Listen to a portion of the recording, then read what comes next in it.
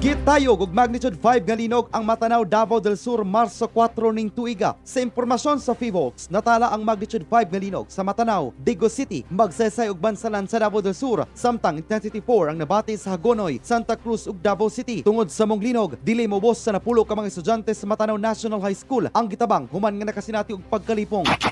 Nakasinati og doublet earthquake nga magnitude 7.4 ug 6.8 ang Davao Oriental, Oktubre 11 ning tuiga nga sentro sa kadagatang bahin Sumanay. Gipasabot sa Fivox nga gitawag nga doublet earthquake ang duha ka sagunsog linog tungod bisan lahi ang epicenter dinhi. Dulang ang maong mga pagtayo og rason nga giusa na lang ang datos lakip ang aftershock. Sigon sa Fivox, ang maong linog tungod sa paglihok sa Philippine Trench labing naapektuhan ang probinsya sa Davao Oriental, Davao de Oro ug Davao Occidental apan tungod sa kakusog sa pagtayog nabati usab kini sa recombined Mindanao ug sa Visayas. Sa datos sa National Disaster Risk Reduction Management Council, moabot sa napulo ang namatay sa linog. Ubay-ubay ka mga infrastruktura ang nadamyos lakip ang supply sa tubig sa Davao Oriental. Nadamyos ang pipila ka mga pananom sa kakao, lubi ug durian sa barangay Shanghai, Malita, Davao Occidental. Human ang pagdahili sa yuta tungod sa nasinatiang sagunsong pagulan Abril ning tuiga. Sumala sa Malita MDRRMO, posibleng nihumok ang yuta sa lugar tungod sa gunsong nasinating daot nga panahon. Hinoon walay mga panimalay nga nadamyos sa insidente ug ulasab na samdan nga mga residente. Patay ang 5 ka bulang masuso samtang samdan ang usa ka tigulang sinatabong landslide sa Barangay Marilog Proper, Davao City, bulan sa Mayo. Sumala ni Barangay Marilog Proper Kapitan Janet Suam, nahugmak ang panimalay sa mga biktima nga niresulta sa nanaling kamatayon sa mga bata samtang naluwas og daling nadala sa Kibalang Hospital ang kaubang apuhan. Sigon sa barangay, una nang gibadlong ug gipasidad-an ang pamilya sa biktima nga dili luwas puyan ang ilang panimalay tungod sa nakankan nga yuta ug sagunsong mga pagulan. Apan wala mihikling ang pamilya una nga nahitabo ang pagdahili sa yuta. Patay ang 2 ka batang lalaki samtang usang batang babay ang nasamdan human nga natumbahan og pader sa barangay sa Davao City Mayo ning tuiga. Sumala sa Sa Police Station, base sa saysay sa usas mga ginikanan, nagdula ang mga bata sa usa ka bakanting luna apan kalit nga nikusog ang hangin rason nga naputol ang sanga sa usa ka dakong punuan ug niigo sa pader. Nahugbak ang pader ug naigo ang usa ka 7 anyos nga lalaki ug laing 2 ka 10 anyos nga lalaki ug babay. Gidala sa ospital ang mga biktima apan namatay ang 2 ka mga batang lalaki. Gibanabanang moabot sa 20.5 million pesos ang damyos human ang nasinati ang mga pag-ulan sa Davao Region bulan sa Mayo nga epekto sa Intertropical Convergence Zone ug Iscarlis. Base sa datos sa Office of the Civil Defense 11, kapin 11,300 ka mga pamilya ang apektado sa mga pagbaha ug pagdahili sa yuta. Moabot sa 31 ka mga lugar ang nakasinati og mga pagbaha ug 7 ka lugar ang mitala og pagdahili sa yuta.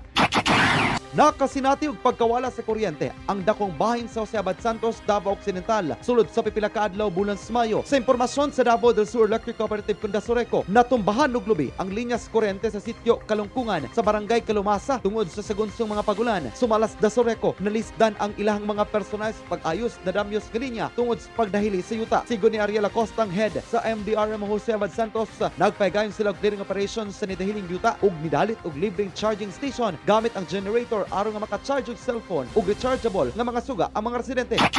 Gipahawa sila nga pinuy-an ang 20 ka mga panimalay sa Marilog District, Davao City tungod sa riskos landslide. Sumala sa Davao City Social Welfare Development Office, moabot sa 20 ka mga pamilya ang dili na ginatugutan nga makapuyo sa ilang mga balay tungod sa delikadong lugar. Samtang pipila ka lugar sa mong distrito ang gideklarang dili na patukuran og bisan unsang istruktura. Sumala sa OCD 11 nga daghan pang mga panimalay sa reyon ang pabiling nahimutang sa mga landslide ug flood-prone areas. Hangyo sa OCD sa mga LGU nga seryosohon ang pagpabalhin sa mga residente alang usab silang kaluwasan.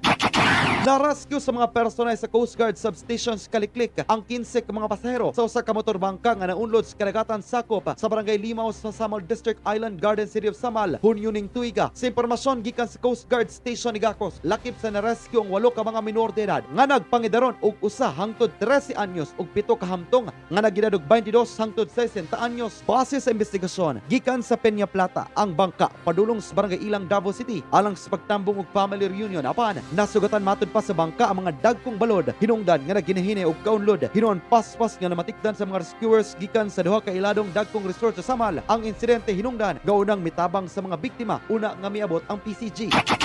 Patay ang usa ka 9 ka bulan nga buntis human nga matumbahan og punuan sa lubi sa sitio Talaod, barangay Ticolon, Malita, Davao Occidental bulan sa Hulyo. Sa impormasyon gikan sa Malita Municipal Police Station, gilalamang ang biktima nga 23 anyos nga residente sa lugar. Base sa inisyal nga investigasyon sa kapulisan, gikan nga nang laba ang biktima mas tubod. Apan samtang nagbakta siya kalit matud pa nga natumba ang lubi padulong kaniya tungod sa kusog nga hangin. Nakabarog pa ang biktima human sa pangitabo. Apan subling natumbuhan sa punuan human nga gibalikan ang tulo ka tuig nga bata nga nagdula. Sigon sa malita MDRMO nga usa ka sentenyal nga punuan sa lubi ang midat-og sa biktima. Posibleng natumbang punuan tungod sa kakusog sa hangin.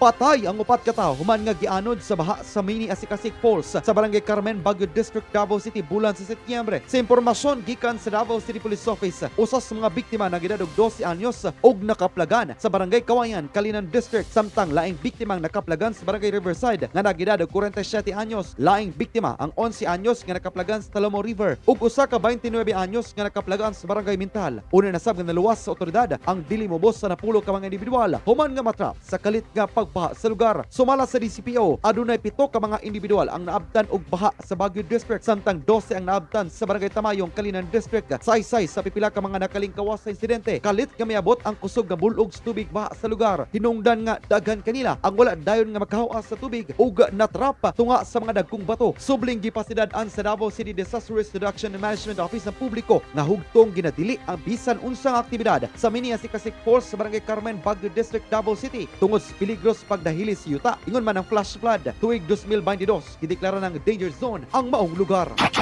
Nasunog ang dulan sa 60 ka mga panimalay sa Barangay Mankilam, Tagum City, Davao del Norte mayo ning tuiga. Sa impormasyon sa Tagum City Fire Station, niabot sa 4 ka oras ang sunog. Una nga hingpit nga napalong, 5 ang nasamdan sa insidente ug ginoon walay natalang namatay. Samtang gibanabanang nikabat sa kapin 3.9 million pesos ang damyos ug gatusan ka mga pamilya ang apektado.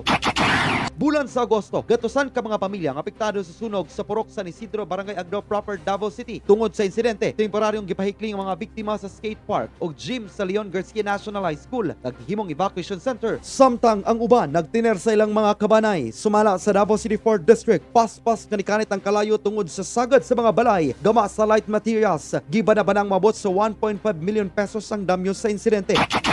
Bulan sa Setyembre, nasunog ang 22 ka mga balay sa Barangay 76-A, Bukana, Davao City. Sa impormasyon gikan sa Bukana Fire Station, 16 ka mga panimalay ang totally damaged ug unom ang partially damaged ug 22 ka mga pamilya kon 30 ka mga individual ang apektado sa sunog. Sa susamang bulan, gibanabanang 60 ka mga panimalay sa Barangay 23-C ang nasunog. Usa sa mga nakapalisod sa pagpalong sa kalayo ang mga nakababag nga mga e-bike, mga sakyanan ug motorsiklo nga giparada sa kadalanan. Bulan sa Setyembre, 50 ka mga pamilya ang nawad-an og panimalay tungod sa dakong sunog sa Barangay Central, Mati City, Davao Oriental. Sa impormasyon gikan sa lokal nga pagbanan, 2 ka purok ang apektado sa insidente diin 33 ka mga panimalay ang totally damaged ug dunay 11 ang partially damaged.